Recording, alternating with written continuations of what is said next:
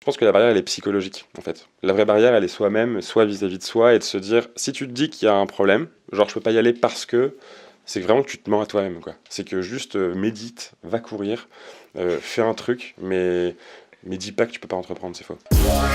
Moi, je suis Charles, l'un des cofondateurs et le CEO de Comet. Et écoute, pour te donner un peu plus de mots, je suis un baby entrepreneur parce que ça fait que 2 ans qu'on a lancé Comet. Et je pense que je passerai ma vie à faire ça parce que c'est assez marrant. Et du coup, c'est quoi ta mission avec Comet? En fait, on veut devenir le département d'ingénieurs dans le monde. On veut faire en sorte que ça soit beaucoup plus cool de bosser en tant qu'ingé demain avec nous que n'importe où. En fait, on prend tous les bons côtés du salariat. Le fait d'être assez seamless, enfin, t'es payé en fin de mois, tu te fais pas chier avec tes factures, tu peux acheter ou louer un appart, t'as des collègues, t'as une carrière. C'est assez cool quand même d'être salarié. Par contre, t'as pas tout le côté très liberté, émancipation que apporte le freelancing. Et donc en fait, on veut prendre le côté tu bosses quand tu veux, d'où tu veux, où tu veux, le truc très entrepreneurial du freelance, et le coupler avec le côté très sécurisant et simple du salariat, et donc créer une sorte de troisième voie. Donc la mission, c'est un peu de libérer les ingés des SS2I, parce qu'on n'est pas très fan des SS2I, et aussi de proposer une expérience de l'emploi complètement différente pour les ingés, pour commencer, en tout cas, au niveau mondial, quoi. D'accord. Et du coup, qu'est-ce que tu as fait avant Comet? J'ai fait plein de trucs. Non, j'ai bossé dans le conseil. Juste avant Comet, je bossais dans le conseil en data à La Défense. Et avant ça, j'étais en école d'ingé et de commerce. J'ai fait les deux. Avant ça, j'étais bachelier à Lille. Et puis voilà, je suis lillois, bac S. Je suis pas un grand. Je suis pas un grand, enfin gros bosseur, c'est con de dire ça parce que là aujourd'hui on a des journées dingues, mais c'est pas vraiment du boulot. En tout cas, je n'étais pas une grande star à l'école, quoi.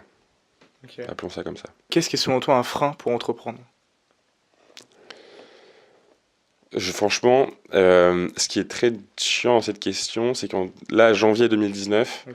il y en a pas. Enfin, tu vois, franchement, il y en a pas parce que à part si, pour entreprendre, je pense dans le monde physique, les capitaux à l'entrée peuvent être un vrai frein dans le sens où si tu veux lancer des boutiques, si tu veux lancer des produits physiques, tu as besoin de matières premières.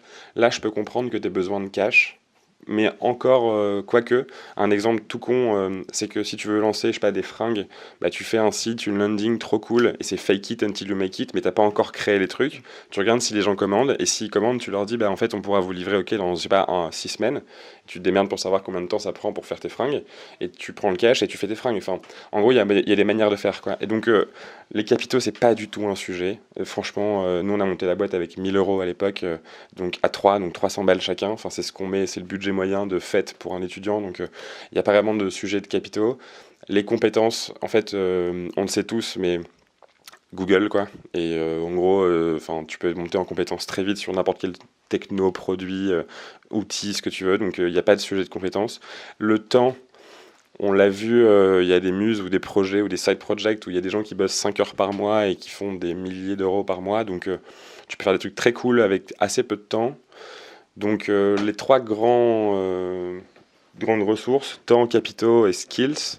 Et après, il y a l'humain, mais tu peux le faire tout seul, donc au début. Donc, je pense qu'il n'y a vraiment pas de barrière. Après, j'essaie vraiment d'en trouver une pour répondre, mais je pense que la barrière, elle est psychologique, en fait. La vraie barrière, elle est soi-même, soit vis-à-vis de soi, et de se dire, si tu te dis qu'il y a un problème, genre je peux pas y aller parce que, c'est vraiment que tu te mens à toi-même, quoi. C'est que juste médite, va courir, fais un truc, mais dis pas que tu peux pas entreprendre, c'est faux. Ok. Et super, et dernière question, qu'est-ce que tu as pensé de l'expérience S-River? Très cool, j'adore se retrouver dans un appart comme il y a 10 ans. Non, vraiment, je trouve ça génial. Et j'adore l'idée, comme je vous l'avais dit, je trouve que Rivers de TF est top, et S-River aussi, parce qu'en soi, enfin, des étudiants, des jeunes, ce qu'on veut, très bons entrepreneurs, en tout cas, qui vont faire des trucs qui vont marquer la société, il y en a beaucoup plus que 15, c'est sûr, et il y en aura même beaucoup, j'espère. Et donc, je pense que toutes les initiatives qui permettent de... Moi, j'aurais grave kiffé être avec vous il y a quelques années. Et donc, c'est la première, mais je le ferai avec plaisir, quoi. C'était top.